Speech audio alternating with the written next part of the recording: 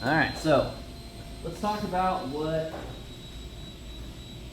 that discretionary time, that free time, that unobligated time, that's kind of morphed into these days. And hopefully, you guys can help me sort of update this a little bit. So I've got some examples from about the past 15 years, but y'all, you gotta understand that things change much faster now.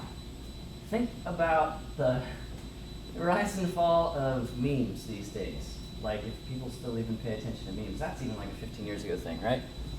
Think of, and I'm sorry if this is triggering for anybody, but the meteoric rise and fall of Hawk Tuah. Like breaking the internet for a hot minute, and now it's like people are already rolling their eyes at the reference. That was like, what, 2 months ago? Things change much faster now. They come into season and exit what is seen as current much faster, okay? So, we're gonna talk about some stages of leisure, from really tiny sort of bite-sized little nibbles of free time, unobligated time to just relax, hang out, whatever, all the way up to like building your life around all these stages of leisure. So first, at the lowest end, we got the opportunistic stuff. So when I was a kid, like the 4-color game Minesweeper, right? 15 years ago, Clash of Clans, a mobile game, right? Clash of Clans has been a money printing machine for a decade. Clash Royale, Candy Crush, right? Before that, one of the first social games that exploded into monetization was a game called Farmville. Have you ever heard of Farmville? Like your aunt played Farmville on Facebook back in the day, right? A pickup game of something. So opportunistic leisure, we're gonna class that as Also something. MMOs. Say again? MMOs. We'll get to MMOs and how Blizzard Activision has taken MMOs from an opportunistic level thing up to like taking your weekend, getting you addicted and losing your job and costing you your bay. All right, so stuff like a pickup game of insert sport, or maybe like a hobby if it's one you can sort of pick up and set down with like a minute's notice, right? So not a whole lot of preparation, not a lot of logistics, not a lot of costs associated with opportunistic leisure.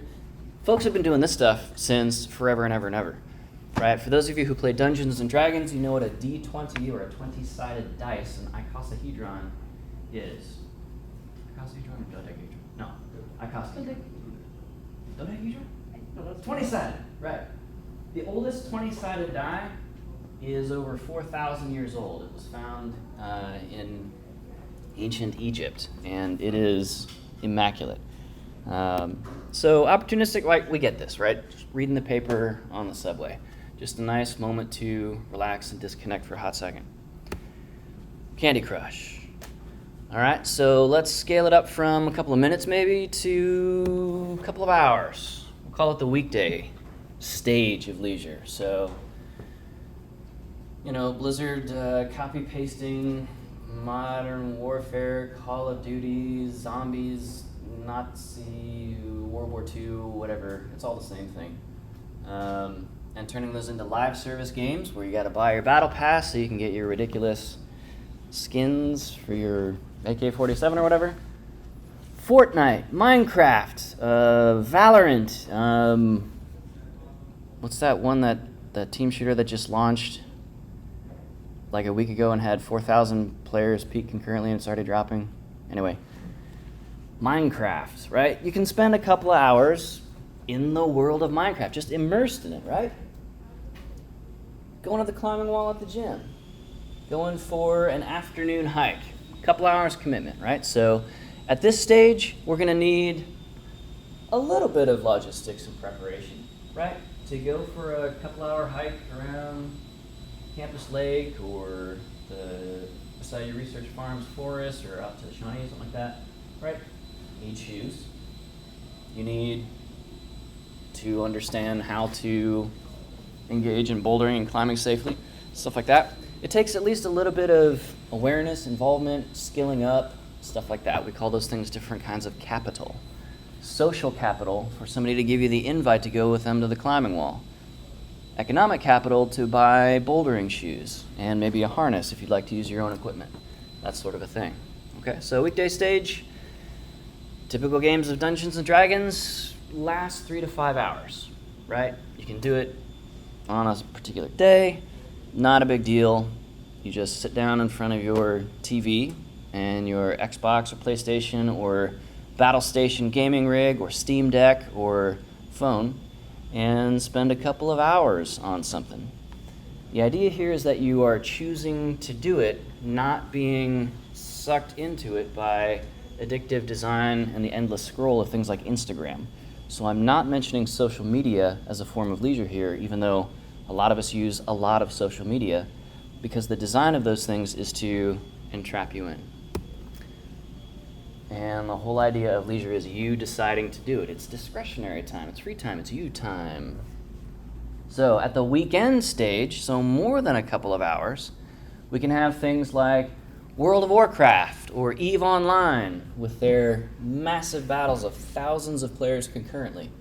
Board games, Euro games like Twilight Imperium, which can take a couple of hours just to set up the board game to start to play. And then it can take 12 to 24 hours to play the game, and a couple hours to break it all back down, throw it in that massive box, and then throw out your back as you put it back in storage. Gloomhaven is another one of those, Frosthaven. So very successful Kickstarter board games arising from kind of the pandemic era would be in the weekend stage of leisure, versus a simpler game like, Monopoly, Chutes and Ladders, Game of Life, something like that, where it's like an hour with a couple of people maybe to play through one of those. All right. We'll also include stuff like Forest and Outdoor Recreation, whitetail season. That's a weekend, yeah. So at certain moments in the semester, on Fridays or Mondays, the classrooms in the forestry department look kind of thin because there is a commitment of time and energy and recovery afterwards, getting up, at 2 a.m, covering yourself in animal urine and stuff like that to block your scent, right? It takes some effort and commitment, and you're tired afterwards. You don't want to come to class because I'm not as exciting, and I get that. I'm okay with that. So this would be something like a weekend trip with a couple of buddies out to Jackson Falls Natural Area, JFNA, on the Shawnee National Forest, SNF. And maybe you are out there climbing for a couple of days instead of a couple hours. So you bring tents, or you sleep in the bed of one of your buddy's pickup trucks, that sort of a thing. And in that way, you're able to waste a lot less time driving back and forth, and you can try a whole bunch more problems and routes and pitches and so forth. Okay? So, weekend stage.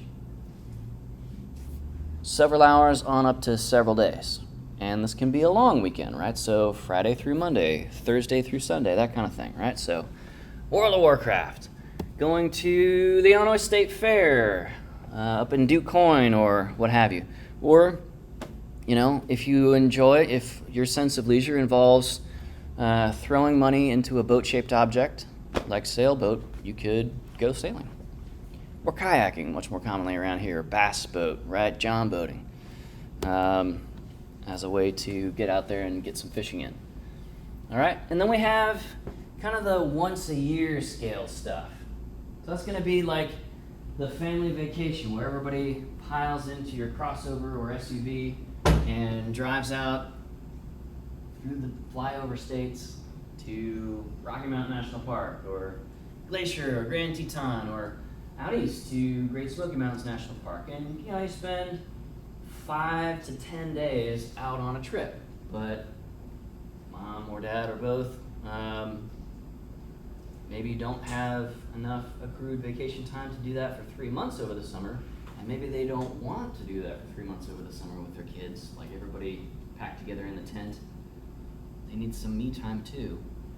So the family vacation is like a week-ish, maybe a couple of weeks. Anybody have a family where you have the extended family has a cabin up in Minnesota or something? Everybody goes up there, meets up for a low-key family reunion every summer or every fall, something like that? Nice. would be nice. That is less and less common these days with the erosion of wage and earnings against the cost of things, high inflation. But that used to be huge. Like a lot of families had just this crappy little cabin which didn't seal out the weather or mosquitoes, but it was like for 50 years, or 75 years, or 100 years, all of the extended family would converge on that cabin and just be all up in each other's business for a week or two or a month, right? And that would be like annual level leisure, right? Takes more than several days to really get that done. So the climbing club organizes trips out west to go to Moab area, like every other year kind of thing. This would be like that kind of a trip, right? You're not making a trip out to Moab, Utah once a month, unless you're awesome. But yeah, once a year, sure. You know, throw in some gas money, get a couple of university vehicles or a bunch of people willing to drive everybody else, and head on over with a bunch of friends and go ham climbing some world-class climbing areas. All right, so annual leisure would look like the big camping trip out to the ocean or something like that, right? Spending a bunch of time in front of the redneck TV, the campfire. And maybe at this stage, bringing family pets. So we don't have a lot of family cottages, vacation cottages, summer cottages anymore. What we do have is a whole lot of these corgi butts in national parks. Okay? That's a new thing, especially since the pandemic. So, we'll round this out and we'll finish up on retirement lifestyle. So, a lot of people, and an increasing proportion of people, sell their houses when they retire. They buy an RV, and they just bounce from park and forest to the next one. They're down south in the winter, up north in like the northern tier, like Glacier, Badlands, places like that in the summer. And that's how they spend the rest of their lives. And that sounds pretty good to some people, right? Gotta catch them all. This is the boomer version of Pokemon, okay? For younger folks, right, there's the social media trend of van life. Getting a van, ripping it down to the studs, and rebuilding essentially a small RV out of a consumer vehicle. Okay? So this is where you get to see all of the parks and essentially build a lifestyle around it. Okay? This is also when you wrap your life while you're still working around a particular lifestyle or tribe or subculture or community, like super slam squatty vintage trucks, right?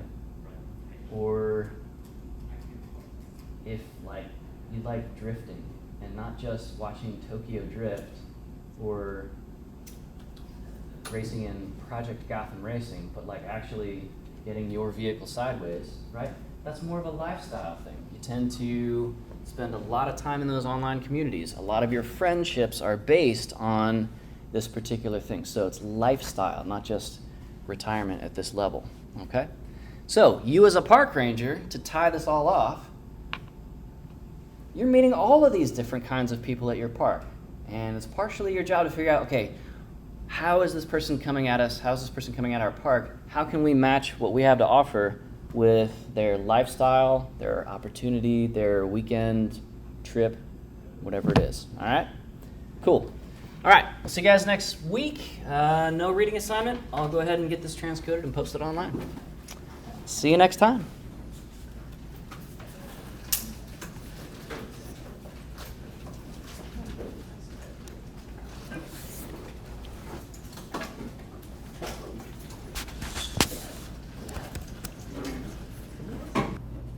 All right, gang. So we left off talking about kind of the stages and classes of leisure, right? So on Thursday we were talking about how we got everything from opportunistic leisure. You just pull out your phone, you get that notification in your pocket of some mobile game company trying to activate you as a pair of eyeballs and extract the impulse for buying $5 worth of gems in Clash of Clans or Candy Crush or whatever.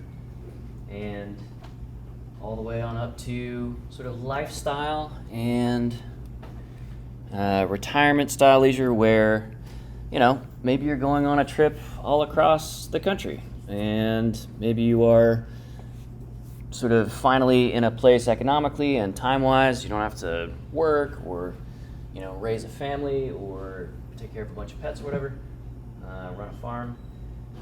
So you buy an RV and you just go, or you take what's called a freight cruise and you jump on a freight liner, one of those big old container ships, and you spend 9 months going from port to port all around the world. That's kind of a lifestyle level thing. We also talked about how lifestyle level leisure is also kind of the stuff that you start to over time. The hobbies, the pastimes, the passions, the avocations. So your vocation is your work, right? Vocational school, for example. Avocational stuff is not vocational or other than vocational. So stuff that you want to spend your money on instead of having to do to get that money. That's avocation. So lifestyle level leisure can be stuff like that. So for anybody who is wearing, or your car or truck has any like vinyl decals on it of like certain brands for hunting, for a while getting like the Realtree pattern camouflage strips on like the runner panels of your truck was a popular thing. That's like lifestyle level leisure, where you're decorating your truck with this brand's stuff in order to self-identify as a person who's super into, passionate about whatever that leisure is in that case, in that example, fishing, hunting, something like that. So like bone collector, or again, Realtree, or in a low-key way, has anybody been familiar with the whole Stanley mug thing? And like people in Uggs and carrying Starbucks, like mobbing Targets when there's a drop, right? That's one form of highly commercialized lifestyle leisure. You are arranging in your life brands that help you connect emotionally, as it turns out, with this sort of ideal or lifestyle that Stanley or Realtree or Carhartt or Soil Climbing holds, or whatever the company is. They're trying to help you sort of express yourself financially in terms of lifestyle level leisure. It's a powerful thing, right? So if you get to a place where you or somebody that you know identifies as, oh, I'm a Ford guy, or I'm a Chevy guy, or I'm a I don't even know, I'm a Yeti cooler guy, and that's sort of how I summarize like who I am. That's a powerful thing, right? So imagine somebody sort of arranging their life economically and attentionally and emotionally around a particular concept or thing, like we saw on Thursday, a super slammed or squatty vintage truck, right? You have to essentially tear out the entire suspension and so forth on this and put in a bunch of custom stuff. That's a thing, right? There are entire communities around each of these different things with their own vocabularies, with their own brands. So does anybody know what Mopar is? You ever seen like a Mopar vinyl on the back of somebody's truck? Okay. So it's a company that makes parts for stuff like this, so aftermarket modifications. How many of you guys and gals have ever seen a Jeep on the road? Show of hands. All right.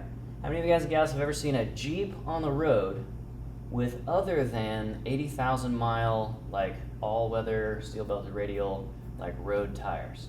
So it's got like super wide, maybe knobby tires or something like that. Most of us, right? All right, how about this?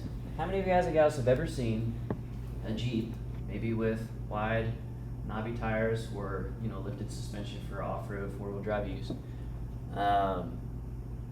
but typically driving down the highway because that's where we tend to see them? And there are rubber duckies on the dashboard. All right, several people nodding and smiling. What's that about?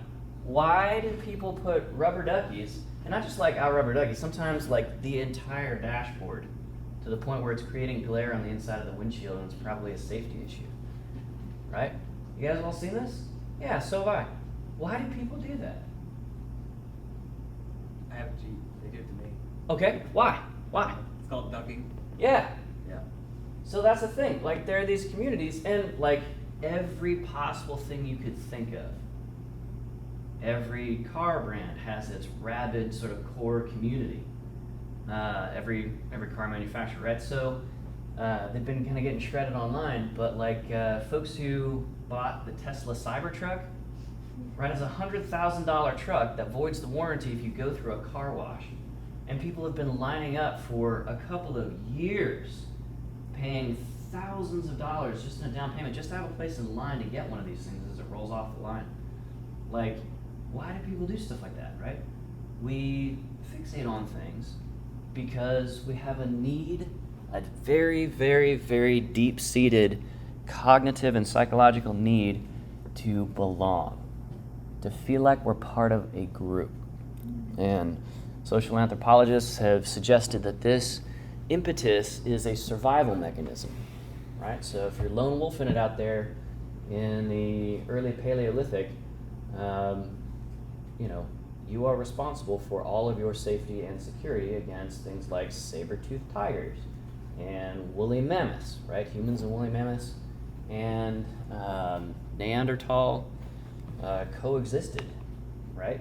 And, if you break a leg, break a bone, for example, you're probably going to starve to death or die of exposure to the elements. You can't drag yourself to a cave shelter and continue on with a totally busted leg.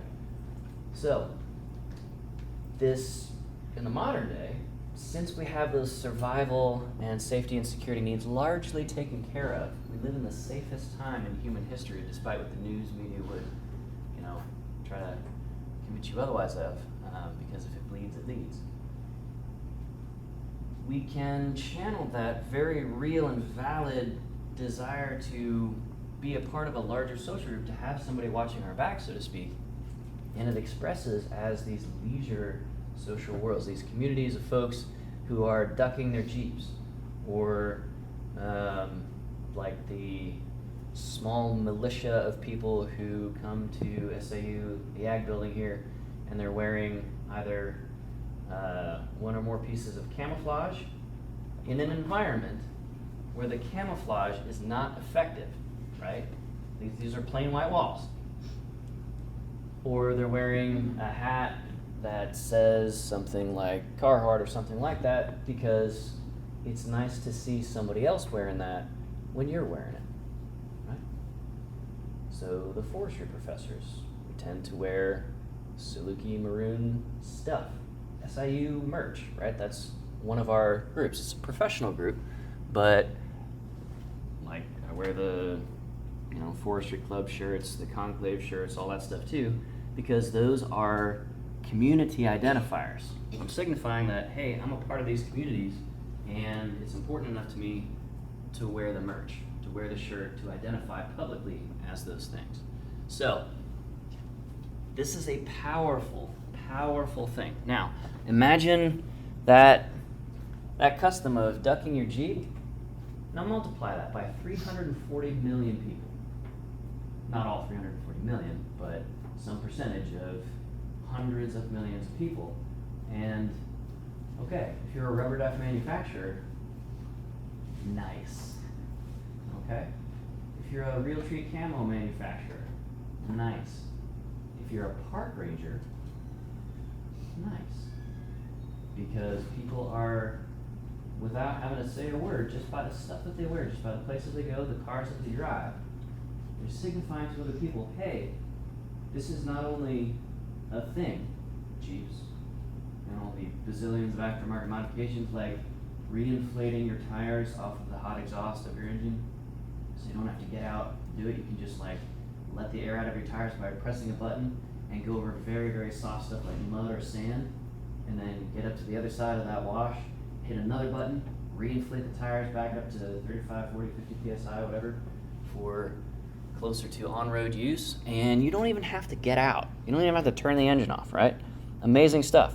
Or putting a snorkel kit on your Jeep, so you can drive through a 5-6 foot deep water course. Hopefully it's not flowing water because you're going to get washed away, but That's what a seatbelt's for. just in case, like sometimes the storm water overflow in Carbondale, it gets a couple inches deep, so why not get a snorkel kit? But that's signaling to other people, hey, not only does this concept, this ability to drive through a small pond exist, but it's worth it. It's a good thing. It's fun. It's even whimsical. How many guys and gals have ever seen the Jeep bumper sticker? And I'm totally picking on Jeep people, but it's from a place of love and wonder and awe, not like derision. How many guys have ever seen the Jeep bumper sticker that the text is upside down and it says, if you can read this, flip me back over? Because sometimes Jeeps, roll. They have typically a reinforced roll cage, and it's not a showstopper or a life-ending problem to flip your Jeep. It just, get somebody with a come-along or a winch, the next Jeep in your off-roading group, and have them flip you back over, keep on going, right? Not a big deal. You like cars, huh? Most of your examples have been cars. I'm trying to keep from you guys my personal obsession with video gaming. I used to work as a video game programmer, stuff like that. So, I'm trying to relate more to the people, All right, so let's go through maybe a couple other examples that are not cars. Have you guys ever worn footwear with I'm assuming now, this is not a me thing, but this is maybe an us thing, with it's sheep skin with the wool still on there, but the wool's on the inside, so it's warm and fuzzy. Moccasins or Uggs. Anybody ever worn Uggs before? All right, how about Uggs and leggings? It's like a uniform for some people, right? You don't have to do that. You're not going to freeze to death if you wear tennis shoes. How do I know? Most of us are not wearing Uggs at this time, okay? But you have the choice to do that. And so a lot of people, typically in American society, it's younger women. That's a thing. That's a signifier, just like that's a cultural or in-group or subcultural signifier, just like somebody with the Mopar sticker or the ducked out Jeep or what have you. Okay, so this can be clothing, it can be gear. How many guys have ever seen somebody, maybe not you, but somebody wearing a ball cap, specifically with a fish hook hooked onto the brim? Show of hands. Almost everybody in the room. Yeah, okay. Why? Why does that person do that? Any ideas? It's like their lucky. It's what? It's like their lucky hat. It's their lucky hat. Lucky for what? I know somebody takes it every time they go fishing. They wear that hat. Right, exactly. Absolutely. My roommate in college wore that same hat every day for 4 years. I asked him at one point, because I grew up outside of Cincinnati in Ohio, and I went down to South Carolina, rural South Carolina for college, and then moved back west here when I couldn't take the deep south anymore. And I was like, why do you, that's a real fish hook, right? He's like, yeah, of course. I was like, why do you have it close to your face every single day? What if you sneeze really hard and you pop out an eye or something? And he's like, Logan, you just never know when you need to go fishing, right? And he's mostly joking, right? You can't just use the hook unless you're kind of crazy mode, like duct taping it to the end of your hand and spear fishing or hand fishing. Like you need all the other stuff, like the fishing rod and the stink bait and the monofilament line, the fishing line, and all this permit, hopefully, and so on and so forth. But just in case, or just to make sure you're maintaining that luck, you have the signifier of the thing, because the thought behind that is, well,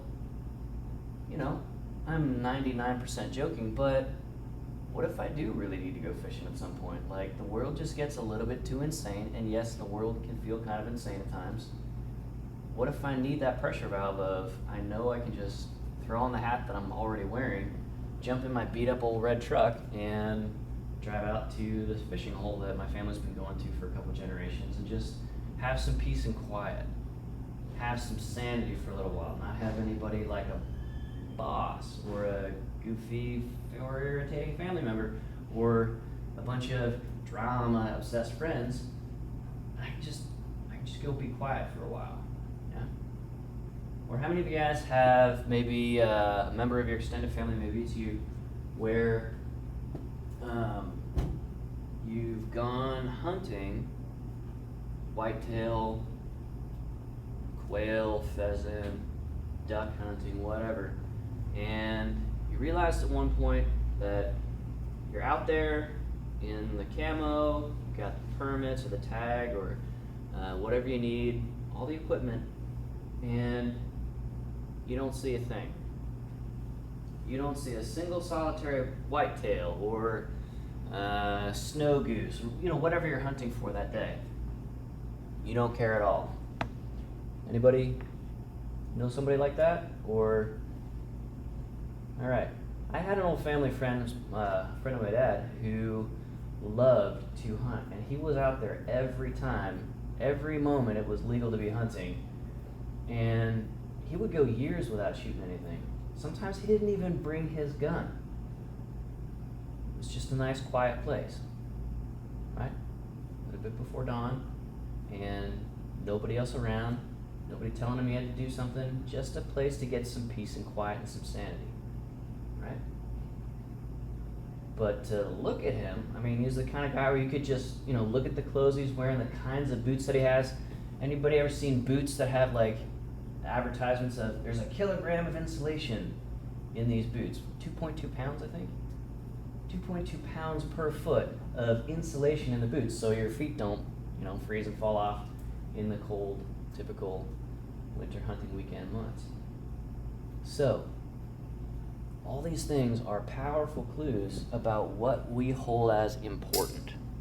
Because we have our survival, our existential needs taken care of, we're free to sort of put a lot of that bandwidth onto, okay, not what do I have to do today, who do I have to be today, what do I want to be today, who do I want to be today, and I'm going to wear those clothes, drive those vehicles, have those tools like shotguns for shotgun season, for example, or the fish hook on the hat.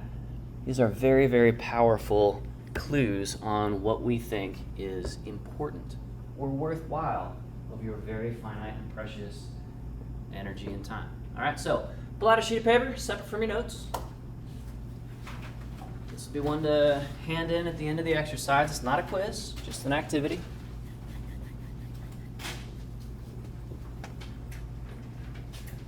At the top of your mind, don't overthink this. List the first, strongest 3 preferences you have for leisure activities.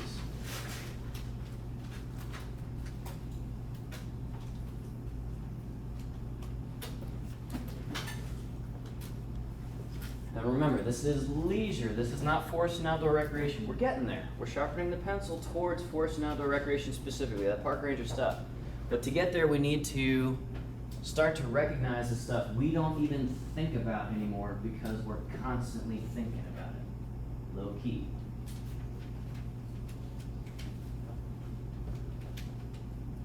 So for leisure activities, remember this is anything that's discretionary. Anything other than work. Anything other than sleeping for survival purposes. So sleeping on the back porch in a hammock, not for survival purposes, that counts as leisure. That might be on your list. Might not be. Okay.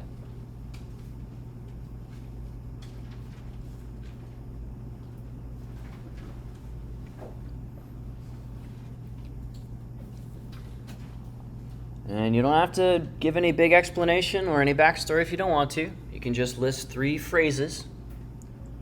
But be as specific as you can within that specific thing. Like, napping is pretty general. Sleeping on the back porch on a cloudy day with the book that you were kind of sort of reading, like on your chest. More specific. Go for that kind of level of detail. Not rock climbing, but I prefer crag climbing with bolted anchors, so sport climbing in a group of 3 to 5 people at Jackson Falls. Go for specificity.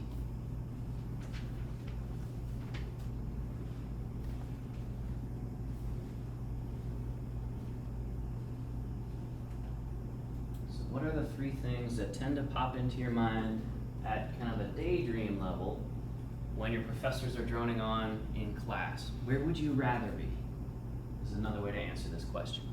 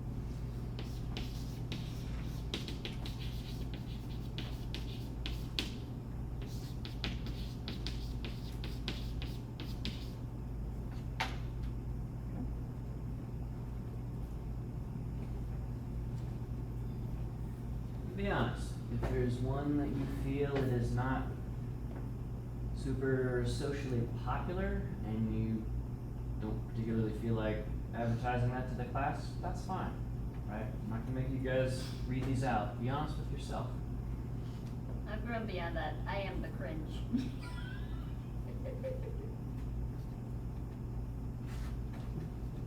That's all right. That's all right. So in the past 15 years, it has become much more broadly socially acceptable to be a geek or a nerd. There are tens of millions of people flying their freak flag high with stuff like Dungeons and Dragons, which was a very niche and low social acceptability thing 30 years ago. And now it's a major multi-billion-dollar industry in entertainment and gaming.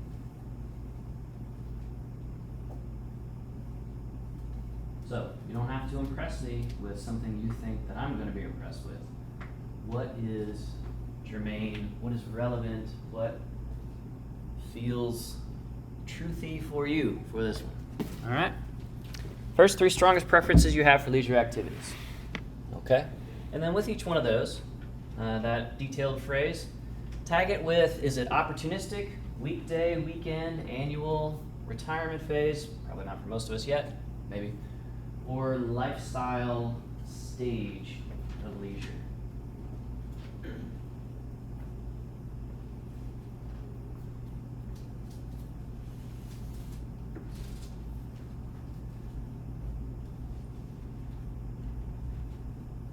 Again, not a quiz. I don't think it. All right, so show of hands. Who wrote down an opportunistic one? Okay. Any volunteers? Care to share what? Sure. TikTok. TikTok. All right. The feed. Anybody else? Shopping. Shopping. Retail therapy. All right, I like it. Mine was Candy Crush. Candy Crush, yeah, okay. I guess video games. Okay, right on. So video games, the ones that tend to be shorter, maybe 1 to 3 minutes of play, like per time, Clash of Clans, something like that. Yeah, okay. Cool. Anybody weekday, excuse me. A couple hours at a time. Any volunteers? D&D. Dungeons and Dragons, 3 to 5 hour sessions, okay. What about hanging out with friends at a lake? Hanging out with friends at a lake, okay. Hanging out, doing what? Picnicking, grilling out? Like everybody's working on their tan? Are they Anything. jumping into the water? Okay. Jumping in the water. Jumping in the water maybe. Alright. Like hiking, going on trails. Hiking, going on trails. Alright, one of my favorites. Cool. Weekend stage. Yeah. Camping. Camping. With my friends or my scout troop. With your scout troop as well. Alright. Very good. I like doing 3D modeling and making figurines. Okay. Right on. Using what? ZBrush or? I use Tinkercad. Yeah, I use that for 3D printing. Very cool. Okay. Annual phase.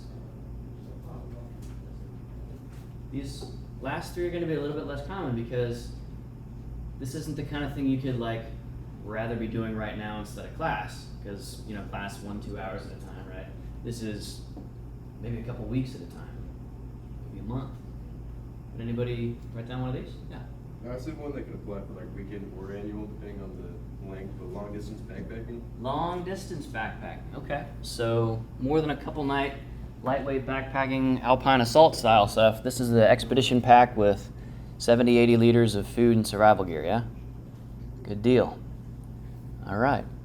Did anybody put lifestyle? I did. Yeah. Although this one could apply for both opportunistic and weekday, I put a video game like Final Fantasy XIV. Okay, yeah. So constantly coming out with new expansions and every couple of months, and it's like, man, hashtag grind set. Let's get that new legendary gear. I don't know if Final Fantasy is legendary gear, but Yeah, sort of. okay. But it's more about fashion, you know?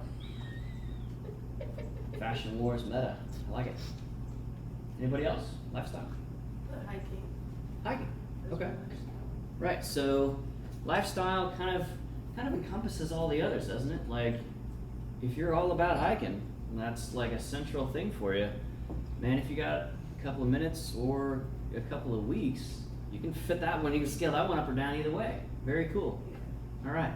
Now, crucially, let's think about what your answers mean for park rangers and park managers and wildlife managers and so forth. So if your job is to manage snow goose populations across this chunk of the Mississippi Flyway over at Crab Orchard National Wildlife Refuge, they're not here very long, but they have very specific habitat needs while they are here for a couple of weeks every year on their migration pattern. Okay, so what do the human motivations around snow geese? We like to hunt them. What do those mean for you as a manager of wildlife or wildlife habitat at Crab Orchard National Wildlife Refuge? For somebody's annual stage hunting trip, what do other humans' desires or motivations attached to the species you're working with mean for you day to day? Because we want to hunt snow geese, not just be aware that they exist. What's that going to do for the budget? How we spend money at Crab Orchard National Wildlife Refuge? Any thoughts? Yeah. We're gonna need designated hunting areas so that they're not hunting in the places where people are gonna be hiking at. Yeah. So, hiking, valid. Hunting, valid. Both at a National Wildlife Refuge, they are for these things. And some other things like photography and so on and so forth. And science. We're gonna have to carve out huge chunks of Crab Orchard National Wildlife Refuge for hunting. And that means we can't use it for anything else, at least while it's being used for hunting. Because we're not going to put our staff in harm's way, right? We're not going to have any of us downrange during those times. And we're going to have a whole bunch of budget poured into contacting those hunters, informing them when and where and how to safely hunt and legally hunt at Crab Orchard National Wildlife Refuge, because if they don't, they're committing federal problems. Okay? So, somebody's desire to go hunting, somebody's desire to play Final Fantasy XIV, somebody's desire to do any of the things that we've listed, even the opportunistic stuff, right? Candy Crush for 3 minutes in the bathroom each morning as you're just kind of waking up. You pull it open and give your brain a shot of dopamine for 3 minutes to kind of just wake up for the day and feel a little bit of your reward system lighting up. Or you could be like taking a video of a pretty scenery. Yeah. That's like something that could be good for like park ranger kind of things, because you know people are gonna take their phones, people are gonna take videos. So other people's desires are not forcing your hand as a park ranger, or as a video game software engineer, or as a D&D designer like Jeremy Crawford. They're busy rolling out D&D 1 right now, and man, Hasbro is just taking a flaming dump right in the bin on that one. It's very exciting. Check out YouTube for all those controversies and so forth. Other people's thoughts and opinions and desires and motivations have a pretty strong effect on what you're going to be doing day by day. So, it pays, literally, to have a pretty clear understanding of when somebody comes to my state park, Giant City State Park, and I'm the person in charge of, let's say I'm Jen Randolph, the person in charge of historic and environmental interpretation for Giant City State Park. Knowing what people are coming in expecting and wanting is huge, right? So we're landing on this pretty hard. We're spending 35 minutes of class on this idea after spending most of the last class session on it as well, because forest and park and wildland recreation management is fundamentally about understanding and managing and working with the human species, as well as it is with all of the wildlife species that those humans care about and the ones that they don't care about, right? Charismatic fauna versus non-charismatic fauna, and so forth. All right, so I think we've belabored that enough. Let's move on. Just